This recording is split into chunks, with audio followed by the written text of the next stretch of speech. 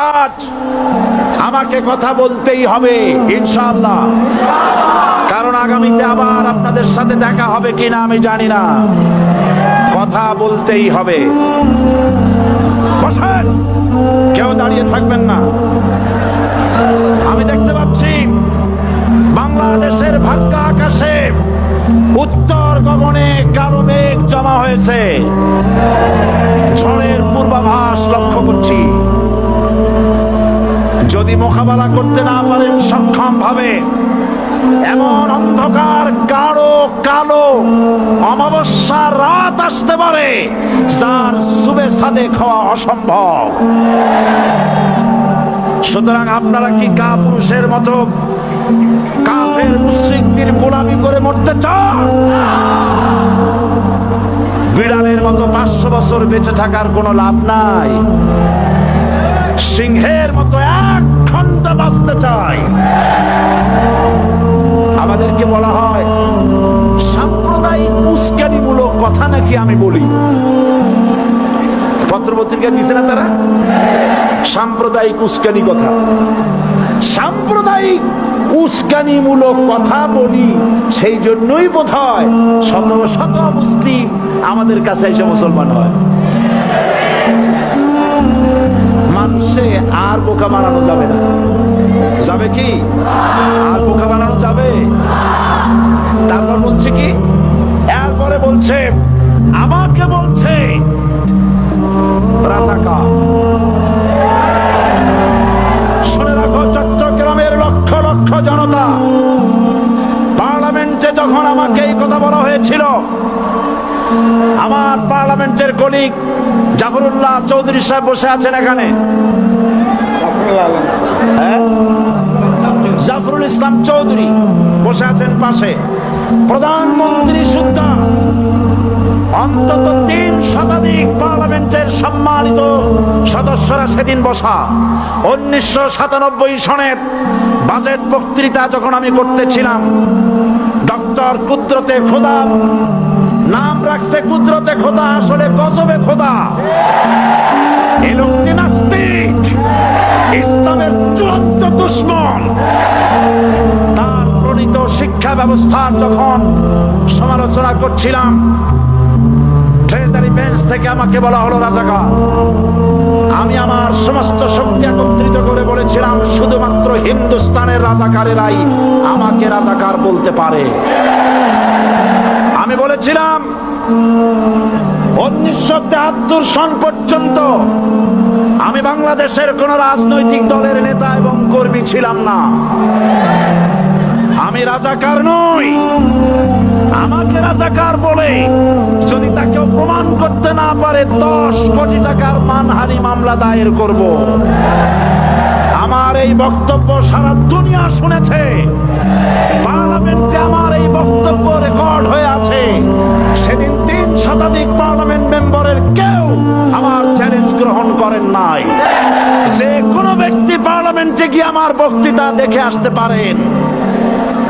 এরপরে 1997 সনের 7ই অক্টোবর দৈনিক জনকণ্ঠ পত্রিকা যখন আমার বিরুদ্ধে লিখলো, সেই পত্রিকায় সাইদির ওপেন চ্যালেঞ্জ 8ম পাতা, 1997 7ই অক্টোবর, এত বড় 2 কলমে হেডিং।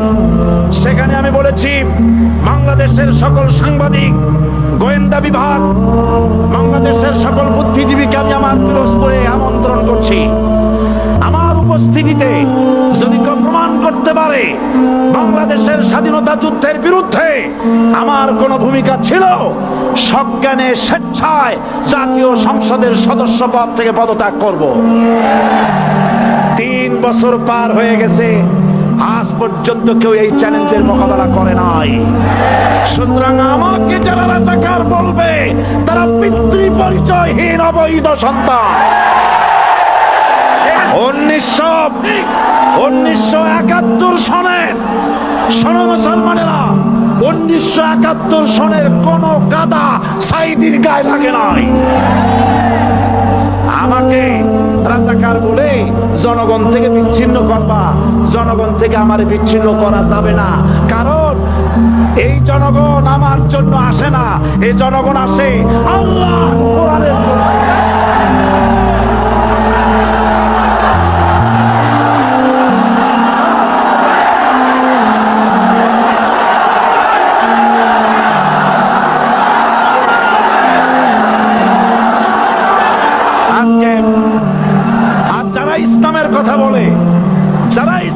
কথা বলে তারাই রাজাকার, তারাই মৌলবাদী।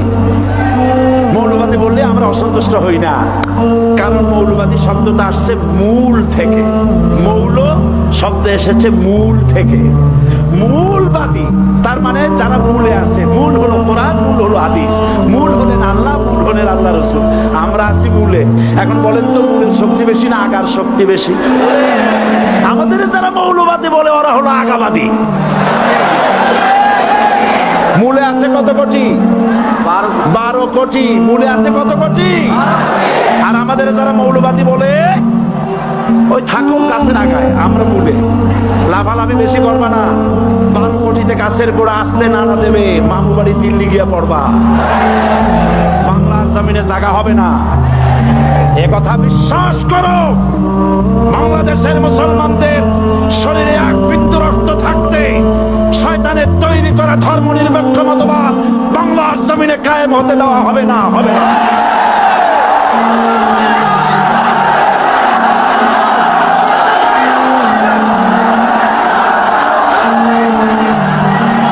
রাসূল করিম সাল্লাল্লাহু আলাইহি ওয়াসাল্লাম কোরআন প্রতিষ্ঠার জন্য আন্দোলন করেছিলেন। আয়াতুল কুরসি আমাদের সে কথাই শিখিয়েছে।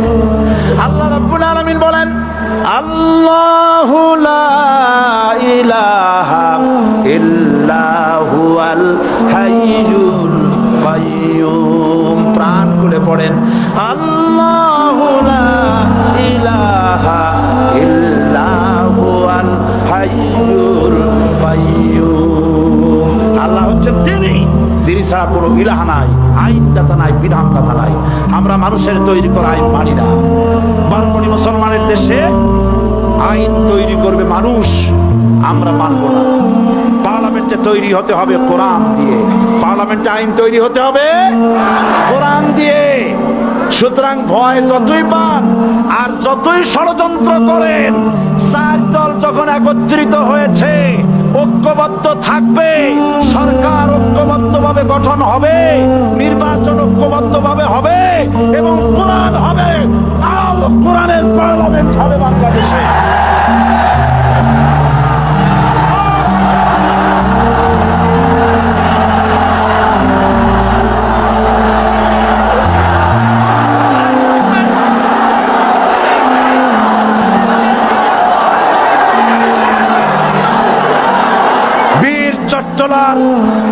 বীর চট্টলার মুসলমানেরা, বীর চট্টলার মুসলমানেরা স্বাধীনতার ঘোষণা এই চট্টগ্রাম থেকে স্বাধীনতার মহান ঘোষক প্রেসিডেন্ট জিয়াউর রহমান সাহেব দিয়েছিলেন। এই চট্টগ্রাম থেকেই ইসলামী রাষ্ট্রের ঘোষণা হবে।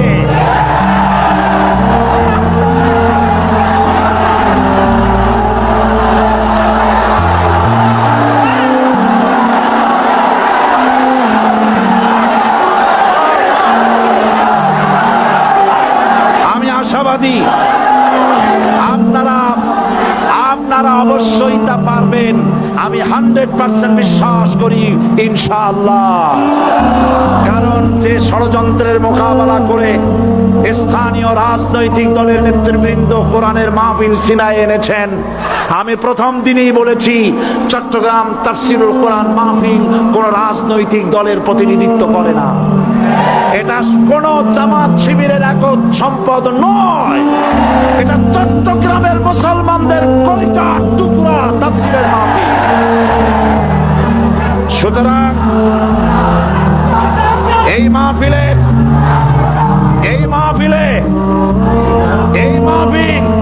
চট্টগ্রামে থাকবে ইনশাআল্লাহ কিয়ামত পর্যন্ত। 144 ধারা 288 হয়ে গেছে, ষড়যন্ত্র পায় পায় চলে গেছে। আমি ওই সব ছেলেদের বলি, সরকারি দলের ছাত্র হইয়া